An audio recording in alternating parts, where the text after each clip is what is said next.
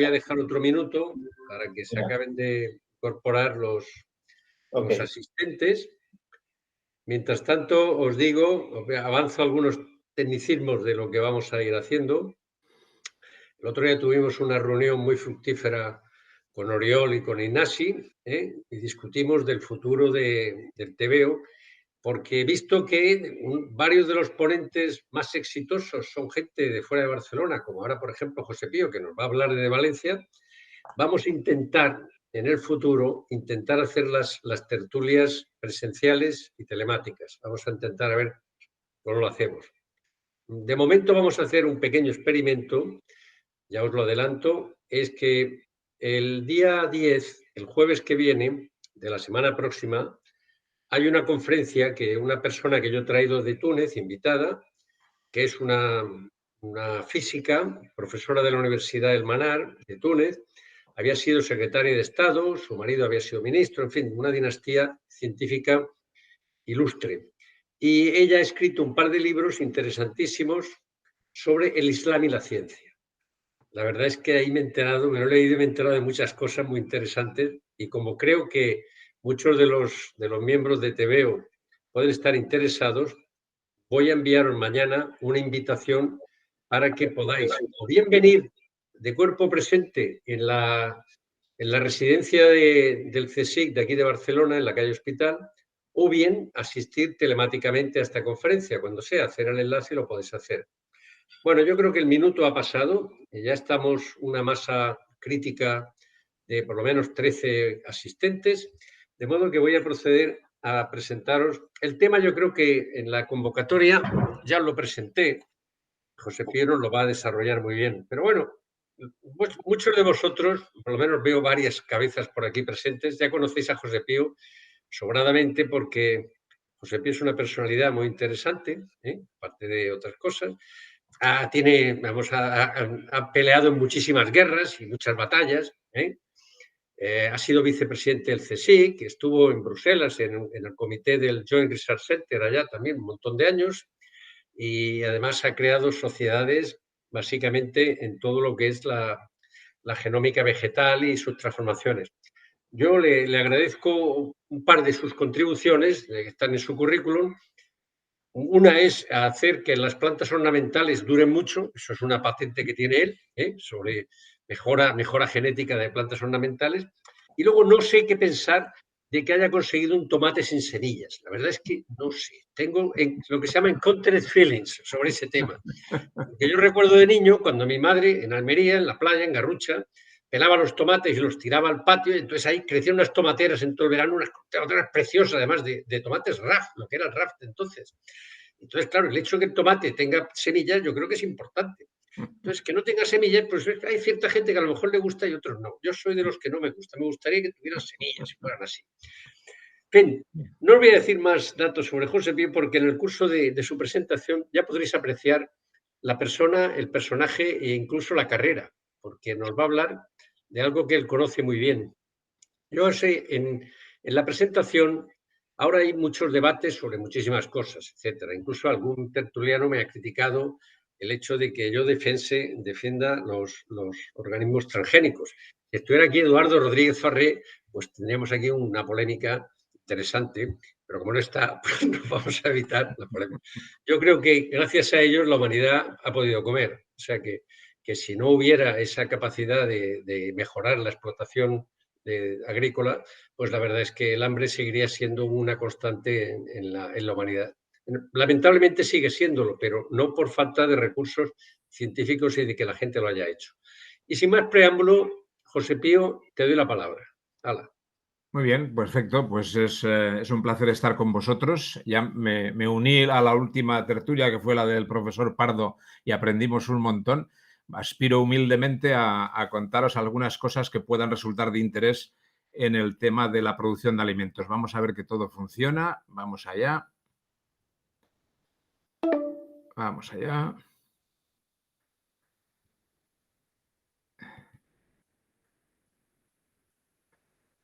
Bueno. ¿Se ve la presentación?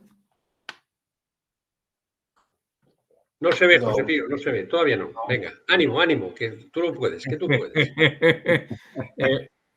Pues, oye, no sé por qué no se ve, porque hemos hecho exactamente el protocolo.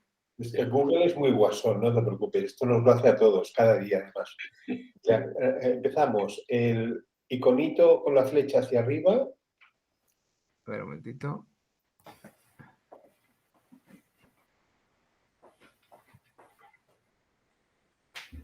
Por favor.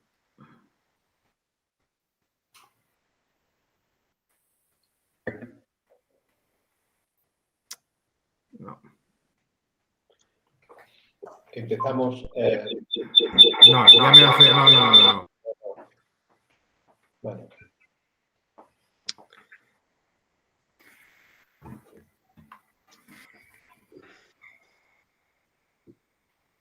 Ahora vuelve, no os preocupéis que volverá.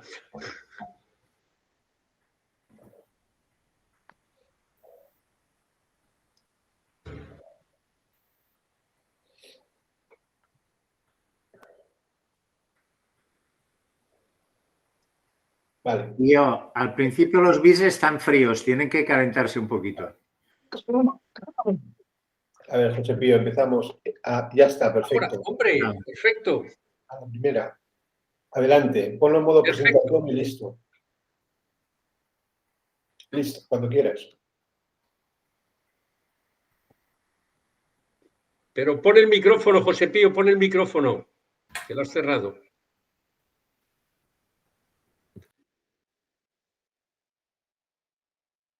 No se te oye, José Pío. Pon el micrófono.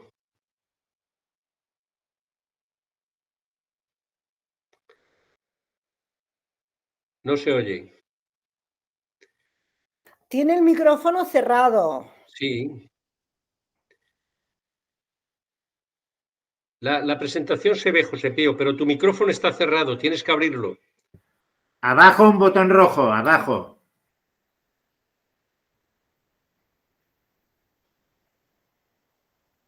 No. Vale. José Pío, tienes un navegador abajo donde está marcado ahí en rojo, tienes que picar para que se abra el micrófono.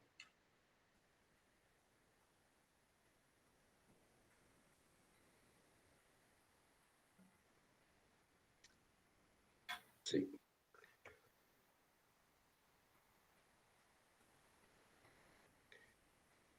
Sigue sin abrirse.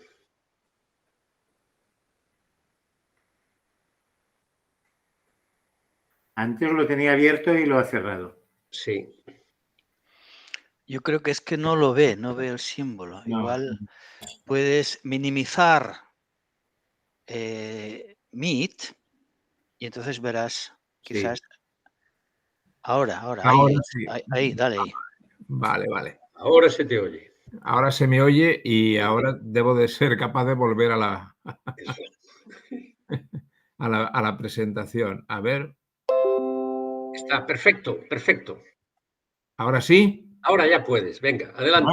Bueno, qué maravilla. Esto de la pandemia es estupendo. ¿Ahora se me escucha? ¿Otra vez no, por favor? Sí, se te escucha, sí, ahora sí. Vale. Bien, entonces os decía, hablemos de si es un desafío o no el producir alimentos, y yo diré que sí, y cómo pueden contribuir las nuevas tecnologías a resolver o alcanzar los objetivos de este desafío. Fijaros que la FAO lo que nos viene a decir es que tenemos que ser capaces de garantizar la seguridad alimentaria. La seguridad alimentaria se entiende como que todas las personas en cualquier momento tengan acceso físico y económico a los alimentos, que estos alimentos sean seguros y sean nutritivos, de tal manera que la gente pueda llevar una vida saludable y activa, y además que puedan acoplar los alimentos que consumen a sus preferencias. Bueno, esto es un desideratum de la FAO, y cuando vemos cómo son las cosas en la realidad, vemos que actualmente hay 800 millones de personas que pasan hambre o sufren malnutrición. Curiosamente, hay otros 650 que son obesos y tendremos problemas con esto porque desencadenarán enfermedades que nos costarán a ellos y a todos mucho, como la diabetes o enfermedades cardiovasculares, pero incluso hay 1.900 millones de personas que tienen sobrepeso. Este es el contraste, esta es la foto fija, datos absolutos. ¿Y los datos relativos? Pues los datos relativos son que somos en la actualidad unos 8.000 millones de personas. Esto quiere decir pues que hay 7.000 millones de personas que sí comen. Algunos comen mal, como hemos visto, pero 7.000 que sí comen. La perspectiva en el tiempo es que para 2050 seremos 9.000 millones, estos datos no se discuten, y para el 2100 superaremos los 10.500 millones. El 90% de la población, como veremos, digo reside o procederá porque se va a mover en Asia y en África.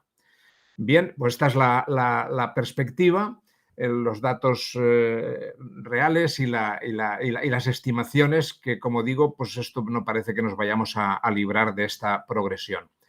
Para dar de comer a toda esta gente, la base es la agricultura y la ganadería, pero todo sale de las plantas. El que coman 7.000 millones de personas es gracias a la agricultura industrializada, de la que forman parte los llamados cultivos transgénicos en una pequeña cantidad. O sea, en el año 2019, el último año que tenemos datos, son 190 millones de hectáreas, que es aproximadamente, os hagáis una idea, como si no tuviera un campo 4 veces la superficie de España. Eso en un año es los transgénicos que se cultivan. Hay todavía también mucha agricultura de subsistencia, que es la agricultura no científica, no tecnológica, que se sigue practicando, agricultura que esclaviza al agricultor, donde bueno, se mantienen las semillas de generación en generación. Ahí no hay prácticamente mecanización, ni semillas mejoradas, ni insumos. Y está también la agricultura ecológica, que es como una agricultura de subsistencia, pero que ha incorporado conocimiento, pero que sigue siendo claramente mucho menos productiva que la agricultura industrializada.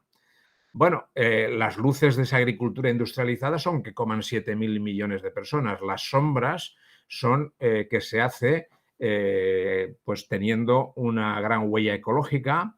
Hay un peligro para la biodiversidad porque se necesita mucho espacio, se consumen muchos bienes y además se utilizan muchos productos fitosanitarios que a veces terminan contaminando. Por tanto, tenemos un problema con la agricultura industrializada que habría que conseguir modular para llegar a tener una agricultura sostenible que garantice esa seguridad alimentaria. Bien, pues ese es un poco el panorama global. Fijaros, por detallar un poquito de los datos de la población, fijaros que esta curva en verde que nos da la población, la progresión de la población en Asia, pues se está empezando a moderar, pero para el 2100 pues superarán los 4.500 millones de personas.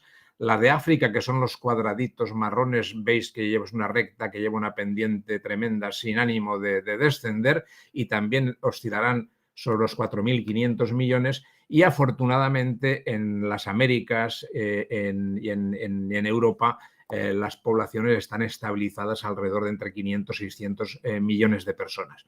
O sea que vamos a tener un aumento de población y estamos teniendo muy grande en Asia y en África.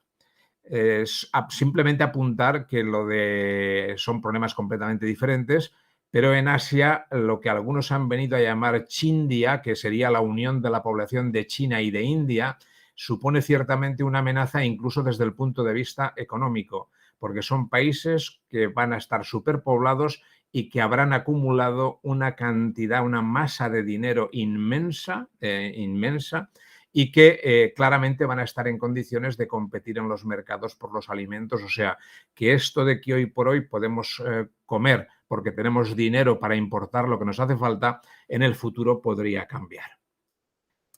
Bien, aquí tenemos una imagen desde Roma de la FAO de mi amigo Joan Ribó, que es el alcalde de Valencia, que se pone ahí de pie sobre el anagrama de la FAO que dice producimos suficientes alimentos y sin embargo 800 millones de personas pasan hambre. Bueno, esto de que producimos, habría que decir que somos capaces, deberíamos de ser capaces de producir suficientes alimentos para lo que es las necesidades de hoy en día. Y de hecho, cuando comprobamos por qué se pierde una parte de esos alimentos y por tanto por qué hay gente que pasa hambre, fijaros que en estas anagramas, en estas barras, lo que está coloreado en color rojo, y nos vamos a fijar solamente, porque no tengo tiempo de ir a todo, en Europa o en los países desarrollados, en estas barras que cuantifican las pérdidas de alimentos, lo que está de color rojo es lo que perdemos cuando los alimentos han llegado a las casas nuestras, a la casa de los consumidores. Y es una tercera parte de las pérdidas de los alimentos que se producen una vez que han llegado a casa. Bueno, nos lo tendremos que hacer mirar, tendremos que ver qué hay que hacer para que esas pérdidas no se produzcan. Pero ¿y las otras 2/3 partes? Pues se pierden porque las semillas que se utilizan son inapropiadas, porque está habiendo un cambio global, hay un cambio climático asociado al cambio global y las cosechas no se desarrollan en las condiciones adecuadas. Hay enfermedades emergentes, nuevas, que surgen además como consecuencia también del cambio global. Se producen pérdidas en la recolección, en el almacenamiento, en la distribución y, si me apuráis, en la comercialización por cuestiones económicas, porque hay sencillamente momentos que para determinadas cosechas no resulta ni siquiera rentable el comercializarlas. Bueno, pues lo que dice la FAO es que tendríamos la capacidad para poder alimentar a todos los que estamos hoy. Y fijaros lo compleja de la solución, porque tendríamos que ser capaces de resolver todas estas cuestiones que os he dicho que nos ocasionan pérdidas en los alimentos. Pero vamos, esto es solamente una parte del problema. Esta es la foto de hoy. Acabamos de ver que somos 8.000 millones y para el 2100 superaremos los 10.500. Por tanto, aparte de resolver esos problemas, tendríamos que ser capaces de producir alimentos para todos, o sea, para esos 2.500 millones de personas más que vamos a ser. Fijaros que las mismas estimaciones de la FAO para los 9.000 millones que seremos en el 2050, pues dicen, con la tecnología actual deberíamos de poder aumentar la producción de alimentos un 60%, lo que implicaría consumir un 50% más de energía y aumentar un 40% más el consumo de agua, que es el mayor consumidor de agua en el planeta, es la agricultura. La pregunta que uno se hace es si es posible y si es sostenible. Para terminarlo de arreglar desde el punto de vista de las demandas, en este caso de la Unión Europea, la estrategia que habréis oído hablar ya de la granja a la mesa en el Pacto Verde Europeo plantea para el año 2030, o sea, dentro de 2 días, que hay que reducir el uso de pesticidas en un 50%, los fertilizantes en un 20%, los antibióticos en ganadería también en un 50% y que el total de la superficie europea dedicada a la agricultura ecológica debería de ser un 25% del total. Es decir, producir mucho más utilizando muchos menos recursos. Esto es lo que nos ponen los políticos como deberes, pero además para los deberes para mañana. Pues bueno, evidentemente tendremos que ser capaces de tener cosechas más productivas, así necesitaremos menos espacio y podremos proteger la biodiversidad. Tendremos que tener cosechas que toleren mejor los estreses y las enfermedades. Deberemos de mejorar también la calidad, el valor nutricional de los alimentos. Eso debería de iluminar una agricultura sostenible. Y no nos olvidemos que además de sostenible deberá ser competitiva, porque si no es competitiva no vamos a poder resolver los problemas de todos, los de que tienen que comer y los que tienen que producir los alimentos. Claro, la manera de conseguir estos objetivos y digamos en qué se debe y puede apoyar ese Pacto Verde Europeo, pues hay distintas herramientas. Yo hoy me voy a referir a la mejora genética, aunque no es la única y haría falta, por supuesto, implementar tecnologías de digitalización y de agricultura de precisión, es decir, para utilizar solamente aquellos insumos, agua, fertilizantes, y otros fitosanitarios que sean realmente necesarios y no más. Pero todo eso sobre la base de tener unas semillas con una genética adecuada. Entonces, la mejora genética, que es de lo que hoy hablamos, básicamente lo que ha permitido dar de comer a esos 7.000 millones de personas se basa en un tipo de mejora que utiliza la herramienta de la variabilidad que tenemos entre las plantas que vamos a cultivar. O sea, variabilidad significa tener muchos genes, tener muchos caracteres disponibles, y el cruce sexual. Es decir, yo cruzo un parental con el otro parental y trato de incorporar las propiedades que necesito en la descendencia. Cuando hago esos cruces, los caracteres, los genes de los dos padres se mezclan al azar. Y el resultado que tengo pues es una combinación con unas características que yo busco como deseables. Ahora me interesa llamar la atención sobre que esto de los genes y de los caracteres, como todo en la vida, y lo decían ya filósofos como Schopenhauer, están sujetos a un cambio permanente. El cambio de las cosas es lo único que es inmutable. El cambio significa, por ejemplo, que cuando yo crezco una cosecha de trigo o de maíz o de soja o de tomate o de arroz, como tenéis aquí en la pantalla, fijaros que simplemente durante el tiempo en el que esa cosecha está creciendo, los genes que hay en una planta van a sufrir una serie de cambios, de mutaciones. Por ejemplo, cuando yo planto una semilla de tomate, está creciendo la planta y desde que la planto hasta que la cosecho, su genoma habrá sufrido 13 mutaciones espontáneas. Y esas mutaciones son cambios que algunos no afectarán para nada a la planta, otros a lo mejor la dotan de una propiedad que puede ser interesante para futuras cosechas, y otras a lo mejor son deleterios, producen daño, como nos pasa a las personas. Nuestros genes están cambiando continuamente. Desafortunadamente, algunas de esos cambios, de esas mutaciones, nos generan enfermedades, aunque la mayor parte de ellas no. O sea, que tenemos que tener en la idea, en la cabeza, de que los genes están mutando continuamente y que esto de los cambios y las mutaciones es la cosa más normal del mundo.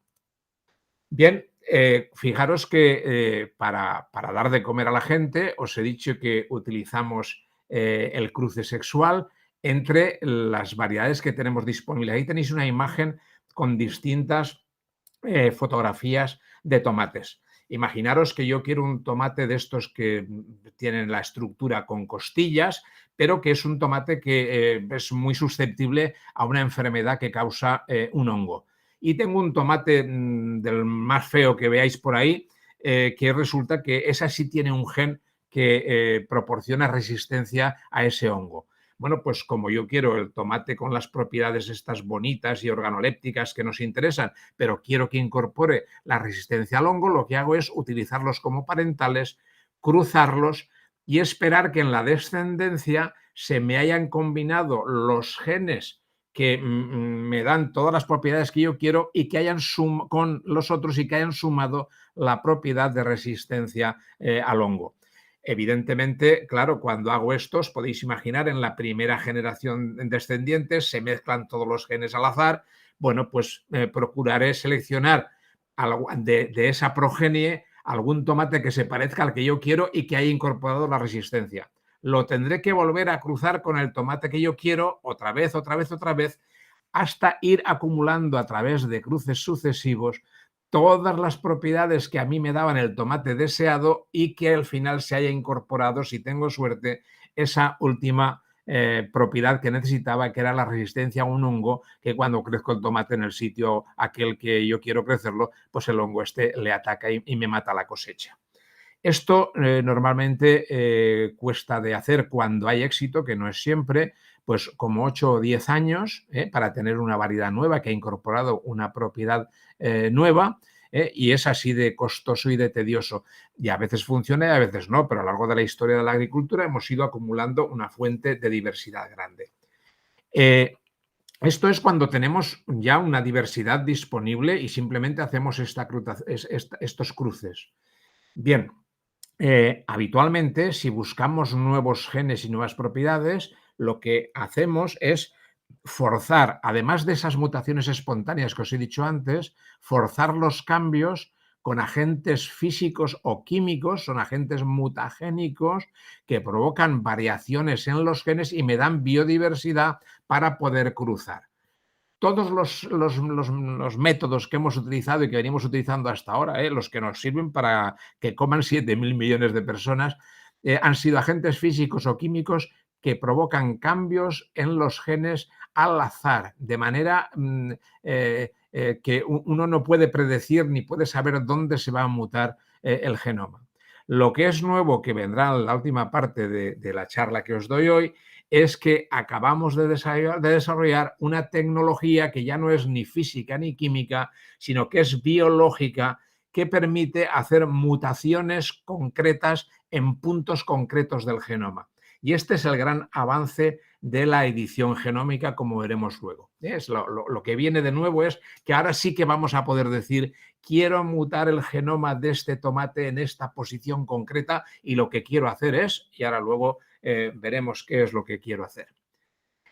Bien, pues fijaros que con eso comemos, o sea, esta tecnología es la que nos sirve para dar de comer.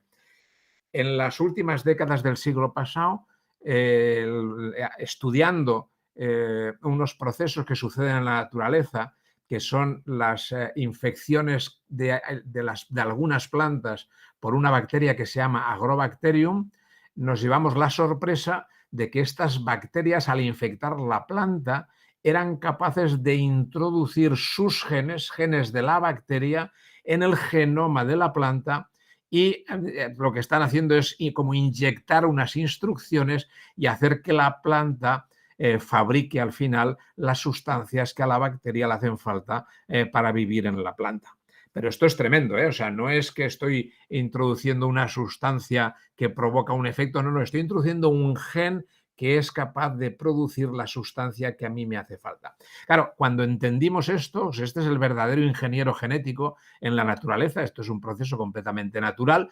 Cuando lo entendimos, estuvimos en condiciones de decir: ajá, ¿y qué pasaría si yo a estas bacterias les doy el cambiazo y les quito los genes que ellas quieren introducir para que las plantas produzcan lo que les hace falta? Yo les doy el cambiazo por genes que yo he aislado en el laboratorio y que le van a conferir a la planta una propiedad que a mí me interesa.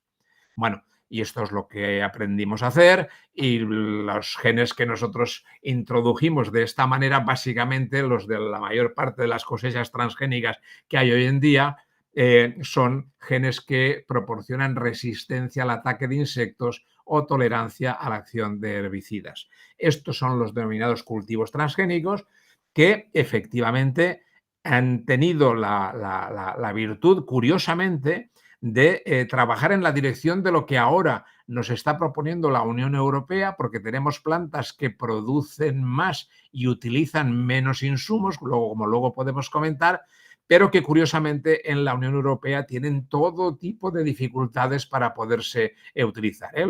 Los tan denostados cultivos transgénicos, que luego, si queréis, podemos comentar sus virtudes y sus defectos. De hecho, que fijaros que aquí en esta imagen veis un mapamundi extendido en el plano. Todas las regiones del mundo que veis pintadas de verde son aquellos lugares donde se cultivan habitualmente los transgénicos sin ningún problema. Donde está pintado de amarillo es donde no se están cultivando los cultivos transgénicos. Y ya veis que en Europa hay una excepción, prácticamente una única excepción, que es España, donde sí que se cultiva un único transgénico, que es el maíz transgénico, del cual luego podemos hablar. En definitiva, han pasado 24 años desde que se puso en el mercado el primer transgénico, y el último año para el que hay datos, que es el 2019, se cultivaron 190,4 millones de hectáreas, que es, como os decía al principio, como si fuera un campo 4 veces el tamaño de la superficie de España. Se cultiva en una treintena de países y hay muchísimos agricultores que los están cultivando. Yo no voy a extender ahora más en transgénicos, entiendo que es un tema que ocasiona muchos debates, pero que luego, cuando, en fin, estaré encantado de comentar o de responder si sé a todas las dudas que podáis plantear. Vamos a estas tecnologías de edición genómica que se llaman también New Plant Breeding Techniques y que básicamente son, a lo mejor os suenan, habéis oído alguno, lo que se llama la mutagénesis dirigida por oligos, yo no la comento hoy, o la mutagénesis dirigida por nucleasas, por enzimas que son capaces de romper el ADN. Lo que es importante es que los mejoradores con estas técnicas, fijaros, pueden introducir una mutación en un punto concreto del genoma o pueden introducir también un gen o una secuencia de ADN en ese punto específico. Por primera vez, porque hasta ahora cualquier cambio que hacíamos en el ADN era al azar, sin control. Ahora, cuando queremos hacer un cambio, sabemos dónde lo vamos a hacer. Y entonces, básicamente, además encima, estamos hablando de unas tecnologías que derivan por una vez en esta vida de un descubrimiento hecho en España, en Alicante en concreto, por este señor, Francis Mojica, que se llama una de las tecnologías de edición genómica, es la tecnología CRISPR-Cas, y que básicamente la metodología para hacer esas mutaciones precisas que os estoy diciendo es construir una molécula de RNA, que es lo que está pintado aquí de color fresa, que es complementaria a la secuencia que tiene el gen donde queremos hacer la mutación y asociar esa guía de mRNA a una nucleasa, que es la que se llama Cas9, que lo que sabe hacer es cortar el ADN en ese punto. De tal manera que, fijaros, si aquí está representada la doble hebra del ADN, donde están marcados los triangulitos en rojo, es donde cortaría la nucleasa, y entonces normalmente podemos hacer dos tipos de aproximaciones. Sencillamente decir, nucleasa Cas9, quiero que cortes en este punto que yo he seleccionado porque quiero hacer una mutación en ese punto, la nucleasa se une a nuestro mensajero, va a esa zona de la secuencia y corta, e inmediatamente cuando se produce un corte en la doble cadena de ADN, hay una alerta celular, las células se ponen inmediatamente a tratar de reparar esa rotura. Y al reparar esa rotura se cometen alguna vez algún pequeño error que puede suponer incorporar un nucleótido, cambiar un nucleótido. En definitiva, se produce una mutación en ese punto. Una mutación en ese punto. Otra estrategia que utilizamos es lo mismo, decirle a la nucleasa, quiero que cortes en ese punto, pero además de utilizar la nucleasa y el RNA guía, utilizamos un trocito, una secuencia corta de ADN que va a utilizar la maquinaria de reparación para reparar ese corte y va a editar, va a cambiar el texto en ese punto concreto que hemos dicho. Fijaros que hasta ahora simplemente os estoy hablando de que podemos introducir mutaciones en un punto concreto, de estas dos maneras, al azar o dirigidas, editadas. También podríamos utilizar esta tecnología para no simplemente introducir una secuencia cortita de ADN para editar el gen, sino introducir un gen completo en ese punto que hemos decidido. Si hiciéramos eso, y es muy importante el ser conscientes de esta distinción, si hiciéramos esta alternativa, estaríamos generando un transgénico, porque estaríamos introduciendo en ese punto de corte un gen completo que va a codificar para una proteína, vamos a introducir una función distinta. Si no introducimos un gen, lo que hacemos es una mutación dirigida, y hay que diferenciar claramente, luego veréis por qué. Bien, fijaros, simplemente cuando estamos haciendo estas tecnologías, fijaros que estos cambios que suceden en ese punto concreto son exactamente iguales a los que pueden suceder en la naturaleza y que responden a mutaciones espontáneas. De hecho, si yo os doy un mutante hecho mediante la tecnología CRISPR y una planta que ha mutado espontáneamente a nivel molecular, a nivel genético, nadie es capaz de distinguir si ha sido un cambio espontáneo o si ha sido una mutación dirigida por CRISPR. Y esto es importante tenerlo en cuenta. Primero, porque estamos hablando de una identidad de fenómeno y estamos hablando también de que no se pueden distinguir. Entonces, el punto es que deberíamos de juzgar las cosas por lo que son, porque son idénticos y no por cómo se han obtenido, que es el otro punto de debate. Dice, no, es que usted ha utilizado ingeniería genética. Mire usted, el producto es indistinguible a que tuviéramos exactamente lo mismo, pero hubiera sucedido de forma espontánea. Y otra segunda ventaja que tienen estas tecnologías, cuando antes os dije que cruzábamos porque sabíamos que había un gen que proporcionaba resistencia a una enfermedad provocada por un hongo, lo que no os dije, pero os lo digo ahora, es que habitualmente en la naturaleza sucede con mucha frecuencia que cuando queremos incorporar un gen que tiene mucho interés para nosotros, fijaros qué mala pata que suelen ir ligados, un gen muy bueno suele ir ligado a un gen malo. Por ejemplo, a un gen, uno de ellos proporciona resistencia a una enfermedad y el que va pegadito a él, que se va a incorporar también, a lo mejor hace que la planta produzca menos. Bueno, pues con esta tecnología, nosotros si sabemos que hay un gen que tenemos que inactivar para que tenga la planta de cosecha una propiedad nueva, lo podemos hacer con ese gen únicamente o podemos noquear precisamente ese gen que cuando hacemos la hibridación de otra manera no nos podríamos librar de él. O sea, esta es la grandeza de la tecnología que permite mutar genes concretos en posiciones concretas. Bien, en definitiva, fijaros, las estrategias que utilizamos para mejorar las plantas. La que os he dicho de cruzar parentales que ya tenemos disponibles y ir retrocruzando hasta 10 veces para que al final, si tenemos suerte y todo funciona, podamos tener una planta que se parece a la que queríamos al principio, pero que ha incorporado una nueva propiedad. Una decena de años. Os recuerdo que estamos en el 2022 y tenemos objetivos para el 2030. Imaginaros la situación crítica que tenemos, cómo tenemos que correr. También podemos sencillamente tomar una planta, someterla a uno de estos procesos que os decía al azar de mutagénesis y lo mismo, ver qué es lo que se produce cuando cultivamos las semillas mutagenizadas y volver a empezar con los retrocruces. Otra vez estamos en el mismo scope de tiempo, 8 o 10 años.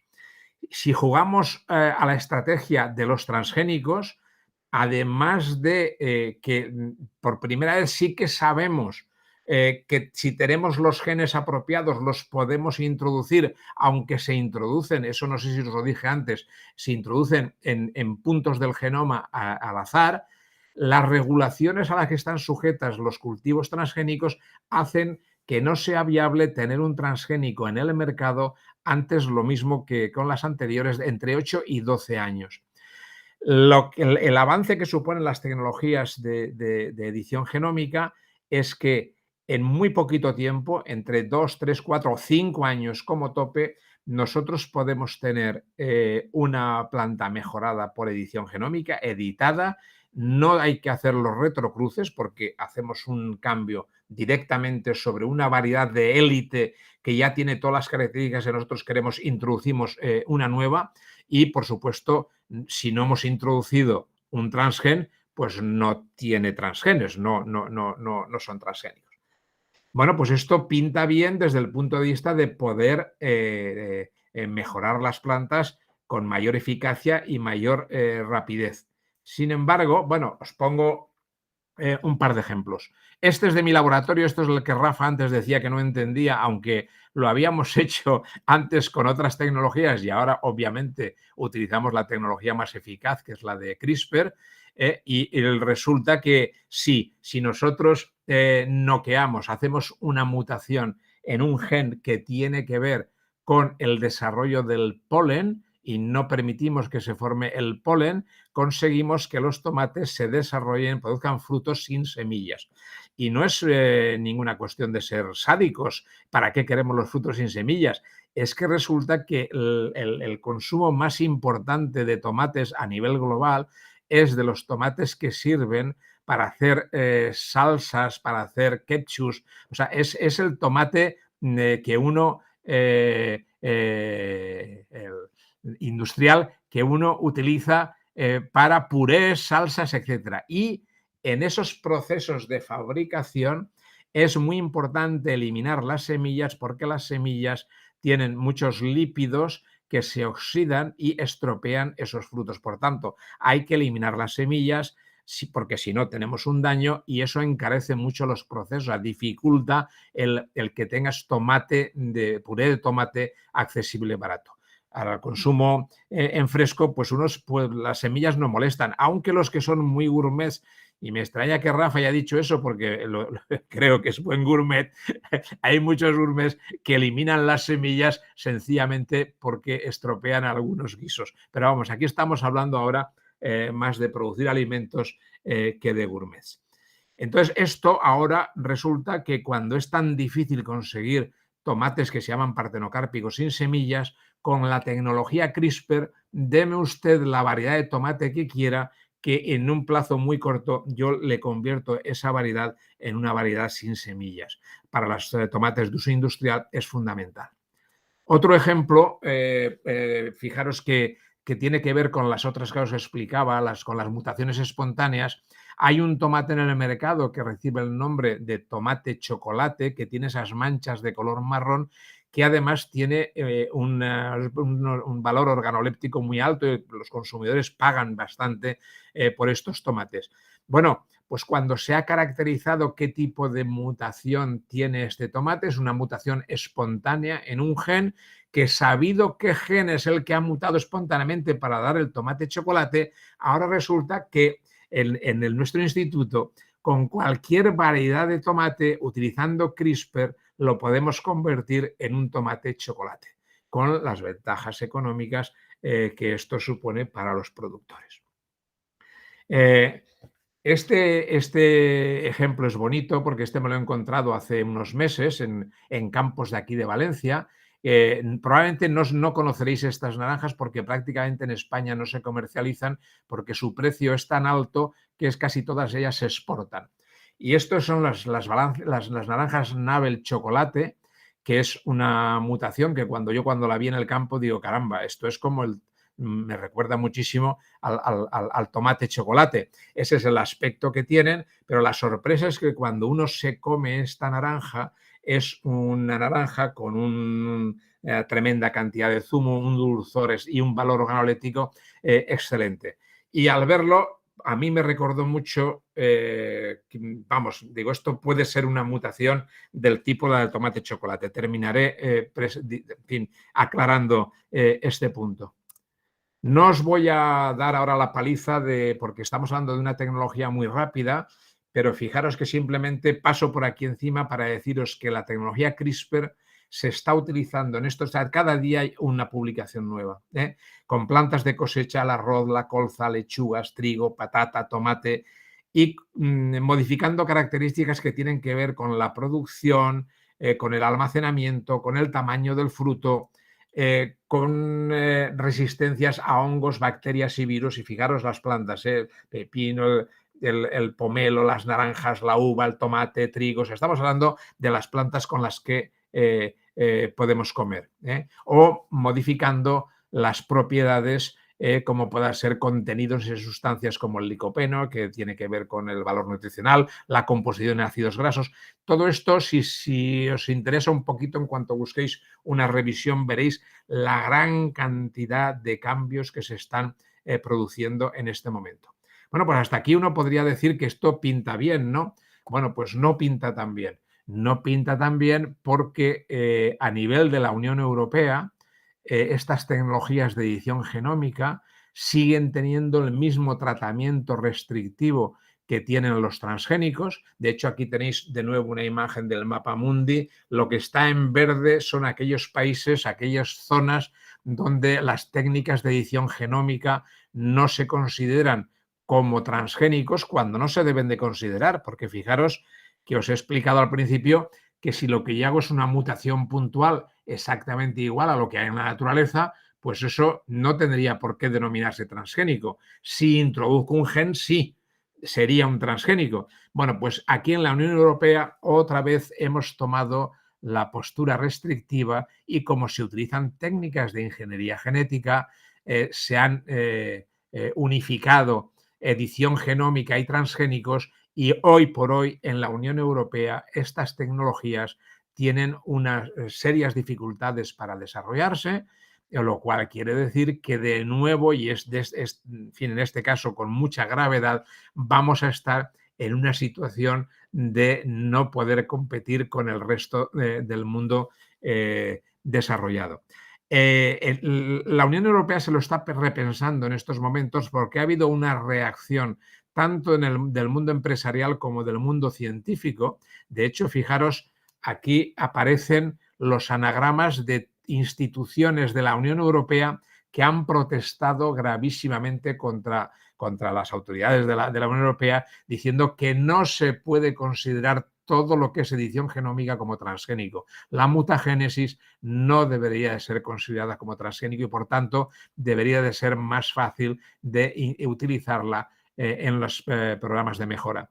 Como estamos en Barcelona en estos momentos, fijaros, aquí está el CRAG, aquí está la Universidad de Barcelona, aquí está la Universidad de Lleida, aquí, en fin, tenemos, pero son a nivel europeo, yo creo que el IRTA, que prácticamente no hay institución que no se haya quejado amargamente de esta decisión de la Unión Europea, que ha tenido efectos. En estos momentos se lo están replanteando, pero claro, los efectos que tiene para la Unión Europea es que a lo mejor dentro de 5 años llegamos a alguna conclusión, porque sabes que somos muy lentos y eso quiere decir que es fácil que para ese momento pues las posibilidades de competir sean escasas. En estos momentos ya están en el mercado productos americanos por edición genómica, que además encima no se pueden trazar, tú no puedes demostrar que se han producido por edición genómica. Hay un aceite de soja sin grasas trans, hay unos champiñones que no pardean, hay también productos de Japón interesantísimos, tomates editados genéticamente con alto contenido en GABA que ayudan a regular la presión arterial. Bueno, y esto va a ser una acumulación de productos en el mercado que de momento, pues aquí en la Unión Europea, pues no es que no vamos a poder disfrutar, porque luego nuestra hipocresía hace que los importemos, pero que los beneficios sean para otros. Pero esto lo dejo ya también para el debate. Fijaros que antes os he dicho que cuando me encontré con estas naranjas hace unos meses, yo dije, lagarto, esto tiene pinta de que podría ser un mutante espontáneo, como en el tomate chocolate, y efectivamente en el laboratorio de Diego Orzáez en nuestro instituto ya acaban de comprobar que efectivamente las naranjas Nabel chocolate es una mutación espontánea. ¿Qué quiere decir esto? Pues que en estos momentos, vista la mejora de las propiedades organolépticas de estas naranjas que han sucedido en una variedad concreta porque ha habido una mutación al azar, mediante la tecnología CRISPR estaríamos en condiciones de introducir esta propiedad en cualquier variedad de cítrico. Nosotros hoy por hoy no lo vamos a poder hacer, pero en fin, ya veréis cómo empiezan a aparecer cítricos chocolate mejorados con esta tecnología, claro que sí, pero probablemente no hechos en la Unión Europea. Y bueno, respecto estas son las cosas que yo quería deciros. Respecto de los transgénicos, que podemos también hablar y comentar todo lo que queráis a continuación, pues si queréis saber más en esta colección del que sabemos de Editorial Catarata de CSIC, tenéis un librito, no os asustéis que no es muy largo, pero donde se explican bastante lo que son los transgénicos, los pros y los contras, y sobre todo un capítulo que creo que es de mucho interés después de mucha reflexión, lo que son las mentiras transgénicas de unos y de otros, O sea, no solamente de los de una parte, sino todos los cuentos que nos han contado. Y bueno, hasta aquí lo que yo quería decir y espero haberos planteado infinidad de cuestiones y de preguntas y encantado de comentarlas con vosotros. Pues muchas gracias, José Pío. Y yo, como una primera conclusión antes de abrir el debate a todos los demás, quería decir que, teniendo en cuenta estas recomendaciones, Túnez, la próxima vez que vaya a un restaurante voy a pedir un pepino con sabor de fresa, por ejemplo, una cosa así. Vamos, ahora